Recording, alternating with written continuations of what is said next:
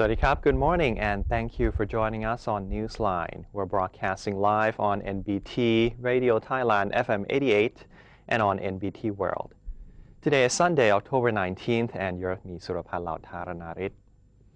His Majesty King Bhumibol Adulyadej's health is improving as he continues his recovery at Siriraj Hospital. According to the Bureau of the Royal Household's 7th statement, His Majesty the King's health is improving steadily, and that doctors at Siriraj Hospital have stopped giving him food supplements and antibiotics intravenously. The announcement went on to say that the King's heartbeat, temperature, and blood pressure were normal. His Majesty can now sleep well.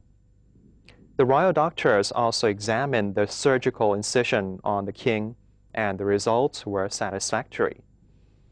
His Majesty, who's now 86 years old, was admitted to the hospital on October 3rd after developing high temperature.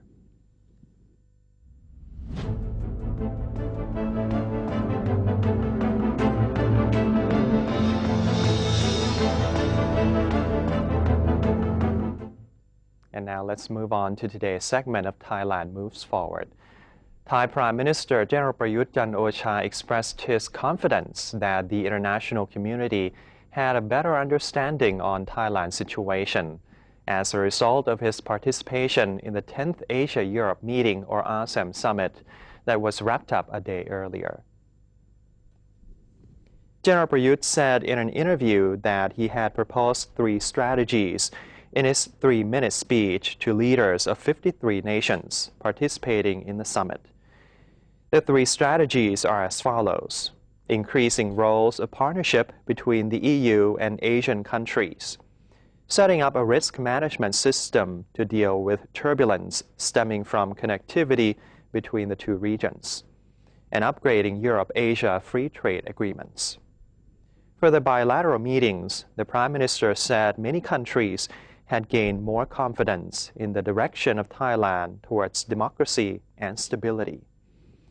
China and Japan in particular showed their interests in supporting the high-speed train project, which the Prime Minister assured that future talks on the cooperation on the project would be conducted in a transparent manner.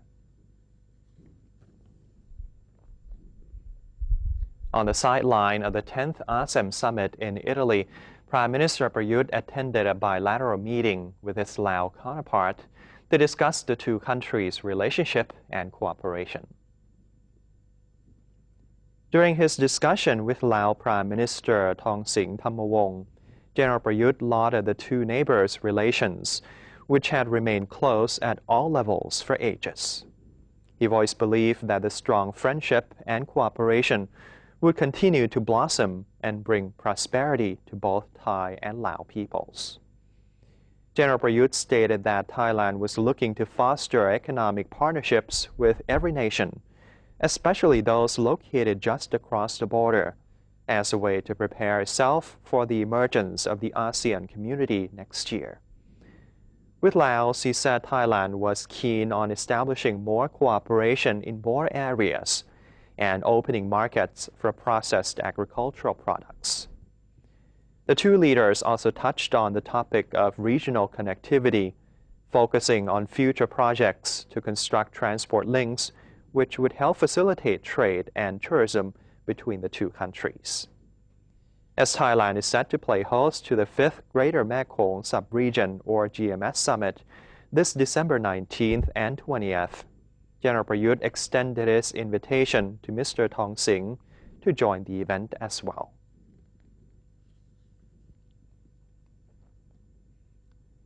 Even though no Ebola infections have been found in Thailand, Prime Minister Prayut has encouraged all to carry on with preemptive measures, insisting that the situation is not to be underestimated.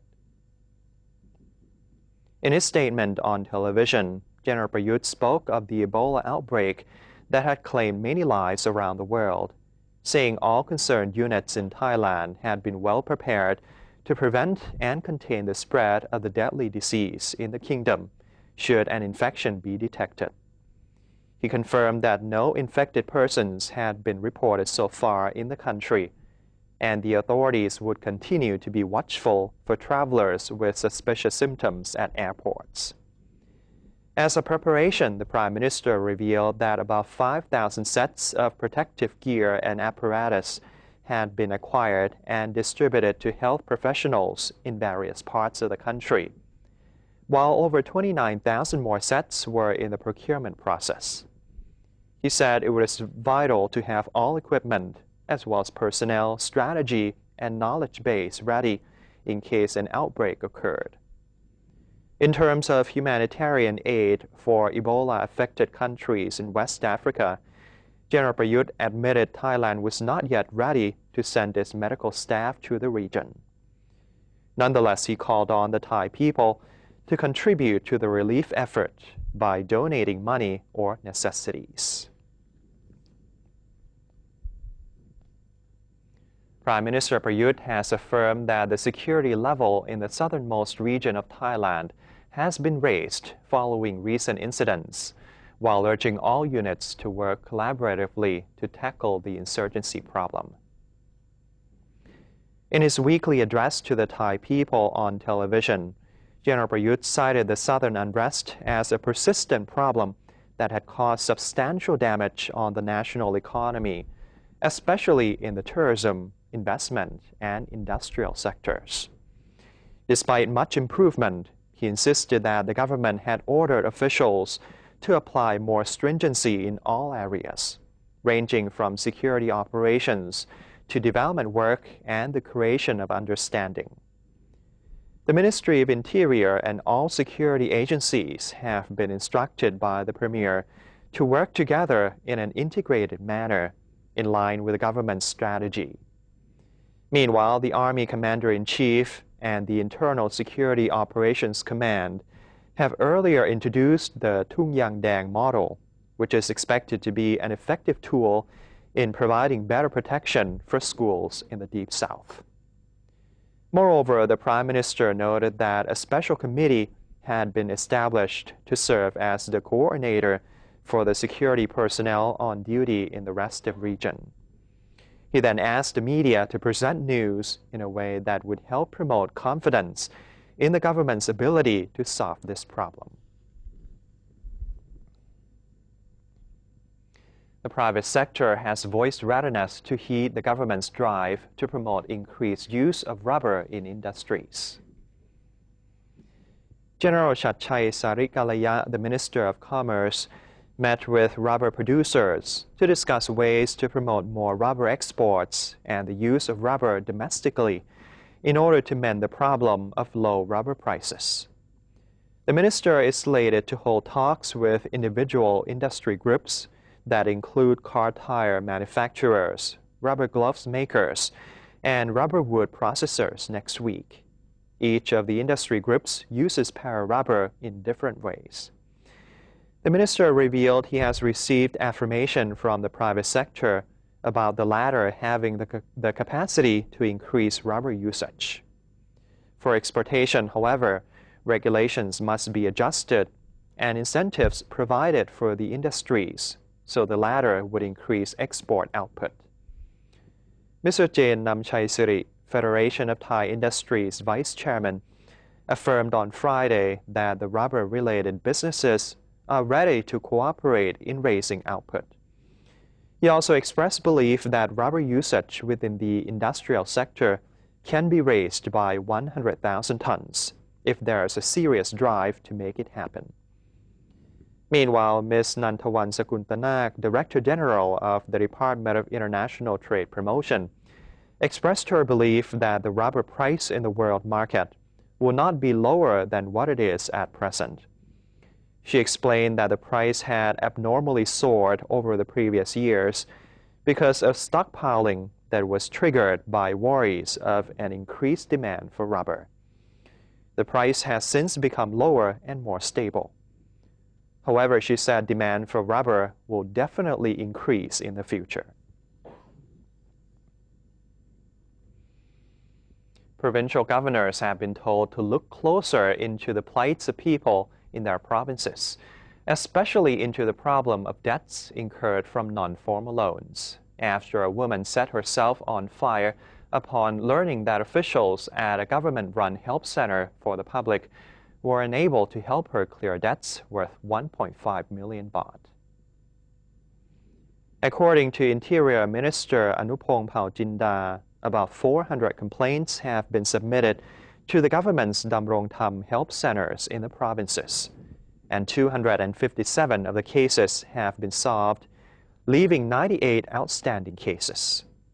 He said non-formal loans are illegal, and the provincial governors and the local police need to come up with measures to address them. According to Hmom Luang Panadda Disakul, the minister to the Prime Minister's office, 4,224 complaints about non-formal loans have been lodged with the Service Center for the Public at Government House.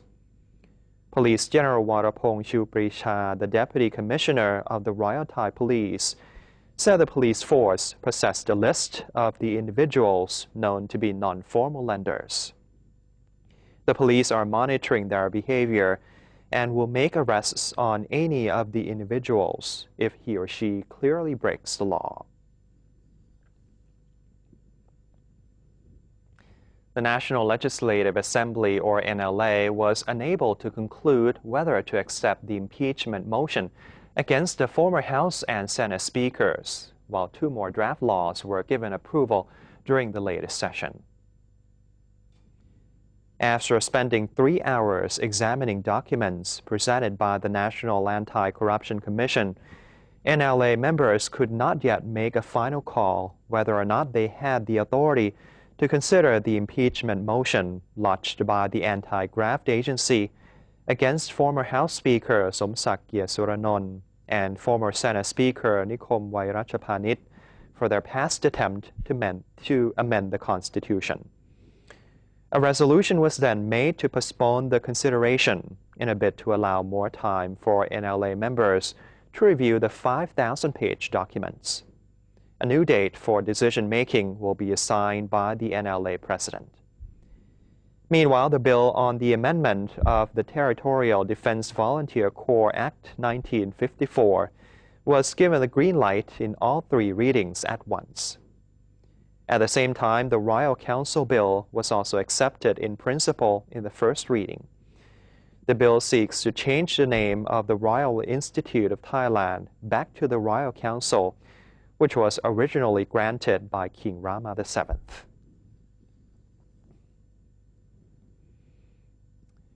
A survey conducted by a leading university has revealed that the majority of Thais have been more cautious about spending. And despite a positive sign in the economy, people are not confident it'll be permanent. The University of the Thai Chamber of Commerce, or UTCC, has recently conducted a survey nationwide focusing on the current economy and consumption. According to the survey, 42% of the respondents said the Thai economy is currently doing better than it did in the first half of this year.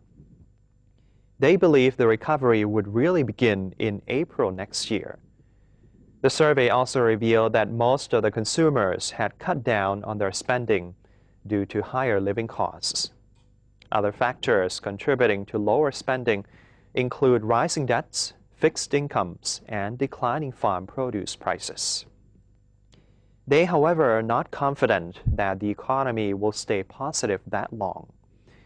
The UTCC has also taken another look at the second round of the Vegetarian Festival, which is to take place from October 24th to November 1st, during which the poll indicated that there would be a cash flow of 9.9 billion baht. The circulation will only be a fraction of the sum generated during the first festival, which was over 40 billion baht. According to the university, the reason is that the Thai economy is still struggling, and many people think it is enough to participate just once a year. Locals and officials in some northern and northeastern provinces are already bracing for the upcoming drought period that is expected to be more severe than usual. In Sukhothai Samrong district, rice plants have been seen withering from the dry weather and lack of rainfall. Some of the rice growers have tried digging water wells, which offered little help as water in the wells dried up quickly. In China, the greatly reduced water level in irrigation canals acted as confirmation to farmers that the irrigation department has in fact stopped discharging water into the irrigation system, in line with the government's earlier announcements. Some rice growers opt to cease off-season rice growing activities, while others are trying to pump water into their paddy fields. In Yasothon, officials at the Rainmaking Center for the Northeastern region are conducting aerial surveys in preparation for the upcoming drought. Meanwhile, authorities are asking farmers to reduce the size of their plantations in anticipation of water shortage in the irrigation system. People have been visiting tourist attractions in the north and northeast of Thailand as winter has officially arrived. At least 5,000 visitors have so far arrived at Doi Intanon National Park, where the temperature has dropped to as low as 8 degrees Celsius. Their most favorite spot is King Mapan, a scenic point located on the mountaintop from where tourists can have a panoramic view of a sea of fog in the morning. National parks in Buriram are also among the most visited places in winter, given its abundant forests. Despite the beauty of winter fog, residents of Nan and Loi provinces have been warned of poor visibility and to be extra careful when driving on mountainous and winding roads. The 12th World Film Festival of Bangkok has begun this weekend, and there are many films from around the world coming to Bangkok. If you love foreign and independent movies, this is for you. NBT World's Joe Gershon went to the opening ceremony and has this report. Film lovers in Bangkok are rejoicing as the 12th World Film Festival kicked off this weekend at the SF World Cinema at Central World, where films from 29 countries will be screened from the 17th to the 26th of October. There is a range of film categories being shown, including Asian contemporary, world cinema, documentary, and animation. 59 films are being shown in total, and the director of the festival, Victor Silakong, is very excited about this year's edition. Films is not only an entertainment, but film is also education. Film can be a great inspiration. There's a lot of films in the festival challenge the audience. So I think this is a good cultural event to really push people, like you have to work it out too. You know, so it's an exercise, good exercise in cinema. As with most film festivals, there will be Q&As with directors, and at the end, there's a competition for the best film of the festival. At the opening ceremony, there were some notable film personalities. Amongst them was Nonsi Nimabut, the famous Thai director. I'm looking for the good and the weird film. And that I can't find the movie like this in Bangkok. We believe that film festival is a tool for developing the film industry in Thailand, because it's the only chance that we can offer varieties of film to the audience. Otherwise, the audience will end up with, consume only a Hollywood film. Tun Rukachat was one of the executive producers for The Rocket, an Australian film that was shot in Laos and was the opening film of last year's Bangkok World Film Festival. It was a very successful film at other film festivals as well, and won awards at the prestigious Berlin, Tribeca, and Sydney film festivals. Ideally, it's a place where you can watch many foreign films at once. I know one person who is a critic, and he take time off his work. This is like his honeymoon. This year's festival opener was a film entitled Sombun, a Thai documentary directed by Krisada Tipchai Mehta about an elderly couple living in Ayutthaya. Here's one of the executive producers of Sombun, Paracha Pawarola Witya. I and my co-producer, Nob, like look at the footage and see the story, and we like fell in love with the story and with him. I think it's like one of the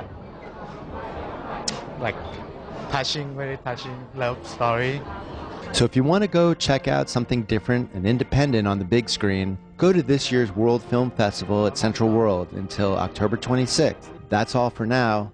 See you at the movies. And in today's segment of Now or Never, Dr. Yongyut Mayalap, the government spokesperson, will talk about the government's measures to stabilize the prices of Thai rice in the market. Let's have a look.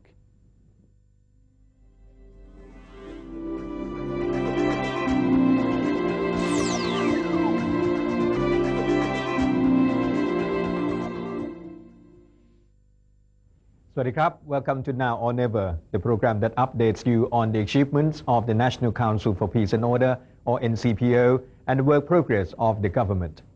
Regarding solutions for upcoming harvest season rice prices, harvesting season is coming in the next few months. The government has not remained idle on the issue of low prices of rice, and concerned agencies and officials have traveled on site to listen to the problems of farmers. Most of these problems are concerned about the price of rice. The government intends to solve this problem and will try to promote higher prices. The Ministry of Commerce expects that 5% non-glutinous rice in the husk would be priced close to 8,500 baht per ton and will release the rice in stock for export. The government is planning to distribute the rice in stock in a way that will not affect its suitable price. Apart from traveling on site to listen to farmers, the government is scheduled to discuss possible solutions for price stability with representatives from 5 organizations, which include the Thai Farmers Association, the Thai Agriculturist Association, the Thai Farmer Support Association, the Thai Farmer Network Association, and the Rice Community Network Center. To ensure tangible progress, there will be a follow-up meeting every 15 days and also a meeting with exporters and rice millers to determine a comprehensive rice management system. In order to provide sustainable solutions, government will promote the improvement of rice quality while reduce farming costs in order to enhance efficiency in rice growing. To support this, laws will be strictly reinforced regarding the inspection of stock rice, as stipulated in the Rice Trading Act, in which exporters must maintain stock rice of 500 tons. The government will assist in funding by providing low-interest loans to farmers with silos in the eastern and upper northern parts of Thailand as incentives for them to stock rice and sell it at the right price. Low-interest loans will also be available to rice millers as incentives to purchase rice from farmers to sell at an appropriate price. The government is also considering establishing a Rice Trade Development Institute to promote the development of Thai rice in an integrative manner. สวัสดีครับ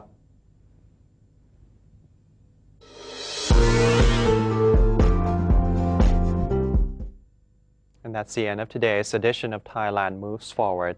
We'll take a quick break now, but before that, let's take a look at the exchange rates and commodity prices.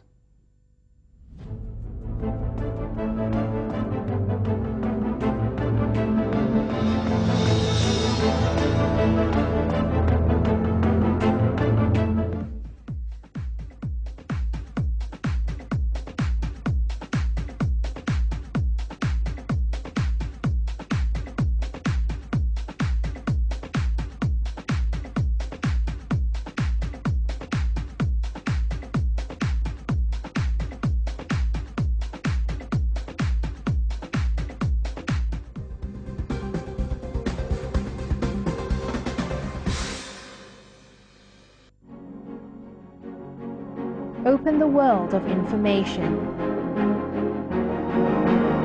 Embrace public participation. Present Thainess to the world. New dimension of the government's public relations. The 81st anniversary of Public Relations Department. Creative media for society and mobilizing Thailand towards the ASEAN community.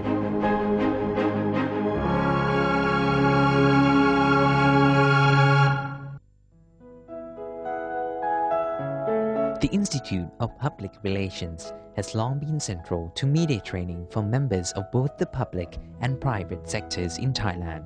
For more than 5 decades, the Institute has provided extensive training courses for radio, television, and new media practitioners, as well as public relations professionals. It has also helped in arranging courses and seminars for other international broadcasting organizations. On the 20th of October 2014, the Institute of Public Relations celebrates its 53 years as the Public Relations and Media Training Center in Thailand.